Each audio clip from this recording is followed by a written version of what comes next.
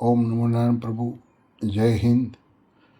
આપણું હિન્દુનું મહાપર્વ એટલે દિવાળી એ હમણાં થોડાક સમયમાં જ આવી રહી છે. ત્યારે હરેક હિન્દુ પ્રજાને મારી એક અપીલ, પ્રણામ કરીને હું અપીલ કરું છું કે આપણે દિવાળીનું પર્વ ધામધૂમથી મનાવીએ, પણ એક ખાસ ધ્યાન રાખવું કે જે ગરીબ માણસો આજે રોડ ઉપર ઘણી દિવાળીની આઈટમો જેણે આપણે જોતી હોય એવી ખરીદી નાના માણસો પાસેથી ખરીદી કરો, કે જેનાથી આપણે ખરીદી કરશું તો એના ઘરે પ્રભુ દીવા અને મીઠાઈ અને એનું પર્વ, દિવાળી પર્વ સારો જાય.